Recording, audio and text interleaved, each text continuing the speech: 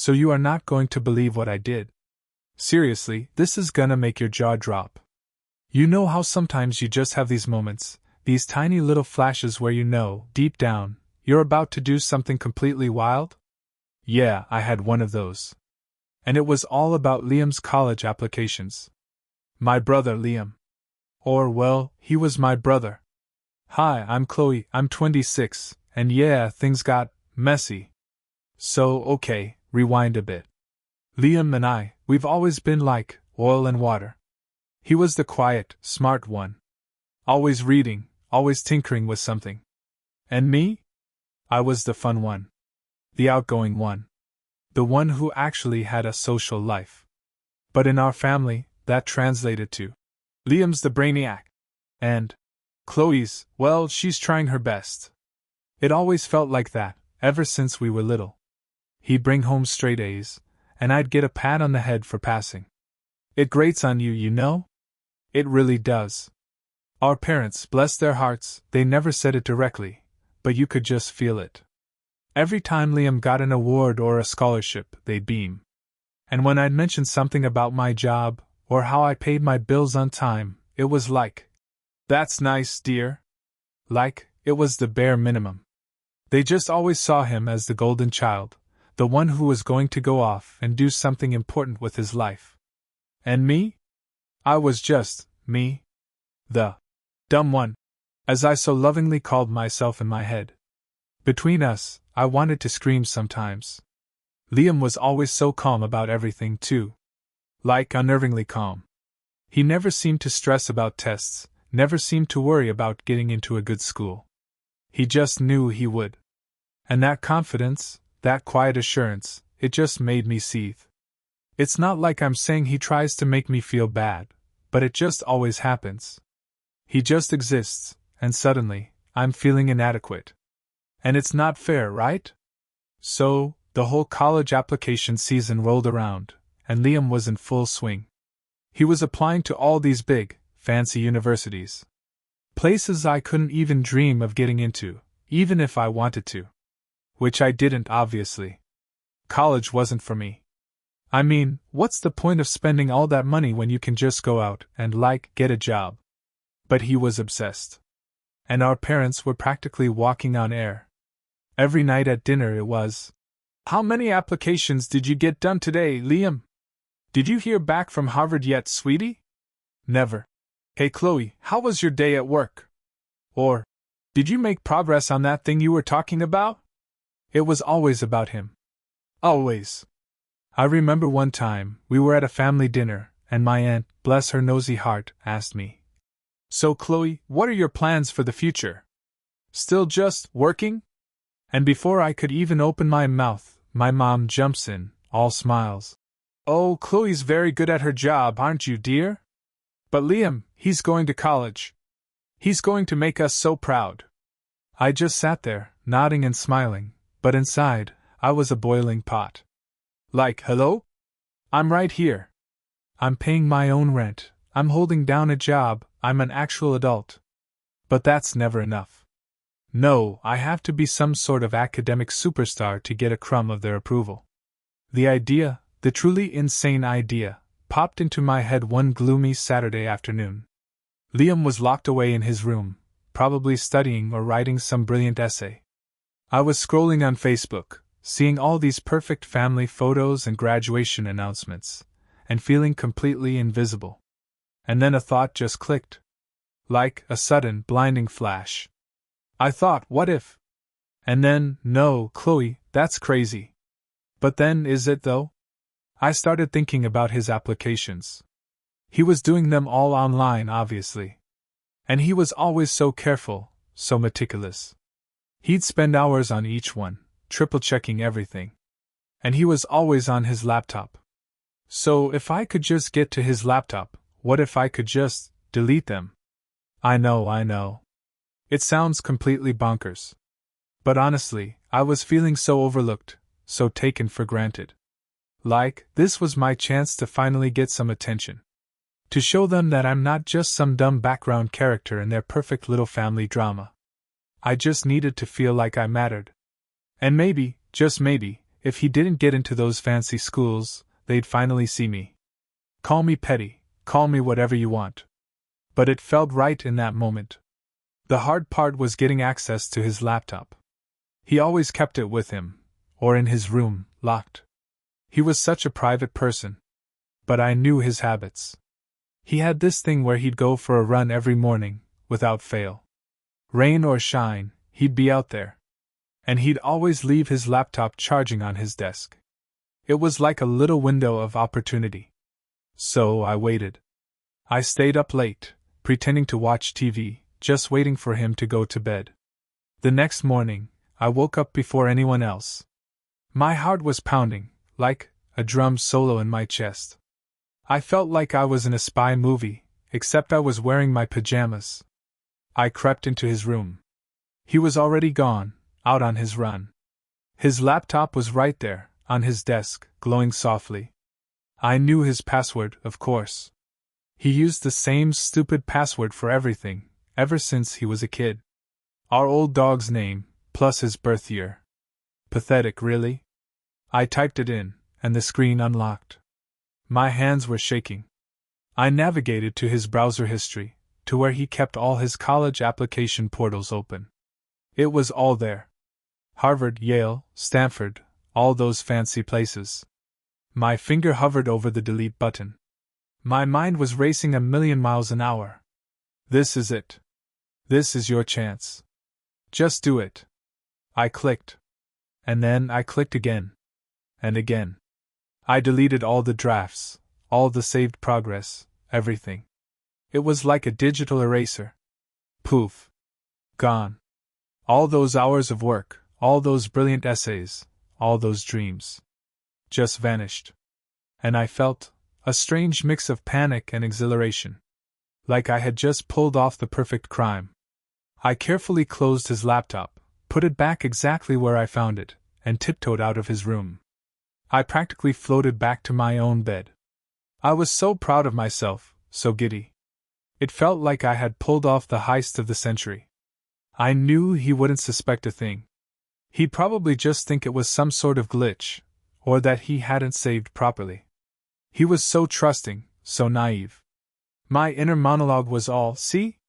You can be smart too, Chloe. Just in a different way." The days leading up to the application deadlines were torture. I had to act normal. I had to pretend to be supportive. "How are the applications going, Liam?" I'd ask, trying to sound casual. He'd just sigh. "Ugh, I keep losing my progress. It's like the website keeps crashing or something." And I'd just nod sympathetically. "Oh, that's so annoying. Technology, right?" Inside, I was practically cackling. He had no idea. No idea at all. He just kept redoing them, over and over, thinking it was some technical issue. He was so focused on getting into those schools, he didn't even consider that someone, especially his own sister, would do something like that. Then came the waiting game. The weeks of silence from the colleges. Our parents started getting antsy. "Have you heard anything, Liam? Are you sure you submitted everything correctly?" And Liam, bless his little heart, was starting to get worried. He'd check his email constantly, looking for updates. He'd reread his essays, wondering if he'd missed something. And I just watched, pretending to be concerned, but secretly thrilled. The rejections started rolling in first. Little by little. A polite email from one university, a formal letter from another. Each one was like a tiny victory for me. My parents started to get confused, then worried. "But Liam, your grades are so good. Your test scores. What happened?" He just shrugged. "I don't know. Maybe I just wasn't good enough." And my mom would give him a sad little hug. "Of course you are, sweetie. Maybe those schools just weren't the right fit." And then, the big ones? Harvard, Yale, Stanford. All rejections. It was brutal. He was completely crushed. He locked himself in his room for days. My parents were beside themselves. They couldn't understand it. He was always so smart, so destined for greatness. And now, nothing. He ended up getting into a local community college, just to have something. And he went, but he was clearly deflated. It was exactly what I wanted. He wouldn't be the big shot, not this time. He'd just be normal. Like me. My grand scheme had worked. He wasn't going to some fancy university. He wasn't going to outshine me anymore. He was going to stay right here, in our hometown, just like me. And for a while, I felt this strange sense of peace. Like, finally, things were balanced. We were equal. But then, the real karma started. Not right away, of course. Karma's a sneaky little thing, it waits. It watches. A few months after Liam started community college, things at home started to get really weird. My parents, who were always so busy showering Liam with attention, suddenly started looking at me. Not in a good way. Like, a scrutinizing way. My mom would ask me, "Chloe, are you sure you're happy at your job? Are you sure you don't want to go back to school?" And my dad, who usually ignored me, would start making comments about responsibility and planning for the future. It was like, suddenly, they saw me as the new project. The one who needed fixing. I hated it. I was perfectly fine. I didn't need their suggestions or their nagging. But they kept pushing. They'd leave brochures for adult education classes on the kitchen table, or send me links to online degree programs. It was suffocating. I tried to explain that I was happy, that I was doing fine, but they just wouldn't listen. They just saw Liam struggling, and suddenly, they were looking at me as the reason for all their dashed hopes and dreams. My selective memory, right? It was like they completely forgot all the times I was the one who was overlooked. Then, things started getting weird at work. My boss, who was always pretty chill, suddenly started piling on the assignments. Like, ridiculously so. I was working late every night, barely making it home before crashing. And then, she started criticizing my work. Little things at first, then bigger things. "Chloe, this isn't up to standard. Chloe, you need to be more detail-oriented." It was like she was trying to find fault in everything I did. It got so bad that I dreaded going in every morning. And my finances? Oh, don't even get me started. With all the extra work, I was barely keeping my head above water. My car started making a weird noise, and I couldn't afford to get it fixed. I was constantly stressed about money. It felt like I was drowning. The little bit of money I had saved up? Gone. Poof. Just like that. One night, I was sitting alone in my apartment, scrolling through social media. Everyone seemed to be doing so well. Friends posting about promotions, vacations, new houses. And me? I was just stuck. And then I saw it. A post from Liam. A picture of him, smiling, standing in front of a big, fancy university building. The caption said, "Excited to announce I've been accepted to, university name, with a full scholarship. Transferring in the fall. Special thanks to my parents for always believing in me, and to my community college professors for helping me find my path." My stomach clenched. I reread the caption. Full scholarship. Transferring. He got in. After all that. He wasn't just stuck at community college. He had found another way.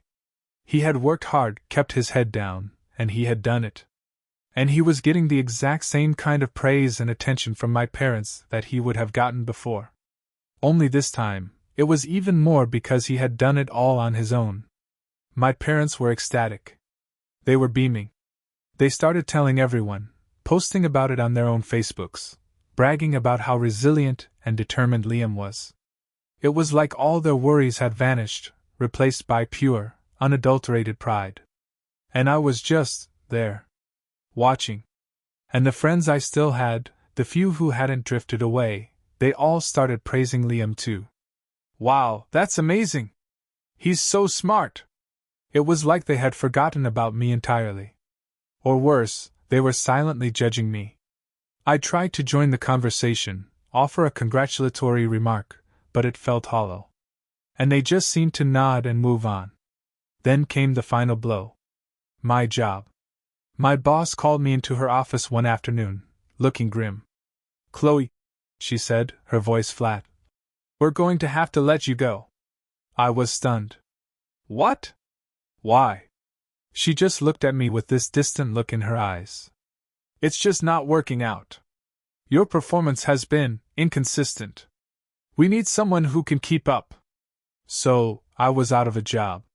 Just like that. No income, no savings, nothing. And it was all because of the stress, the constant worry, the constant feeling of being judged. It wasn't my fault, though. It was everyone else. Their expectations, their favoritism, their constant need to compare me to Liam. Now I'm here. Back living at home, in my old bedroom, with my parents who look at me with pity in their eyes. Liam's off at his fancy university, probably excelling, making them even prouder. And I'm stuck here, with no job, no money, no prospects.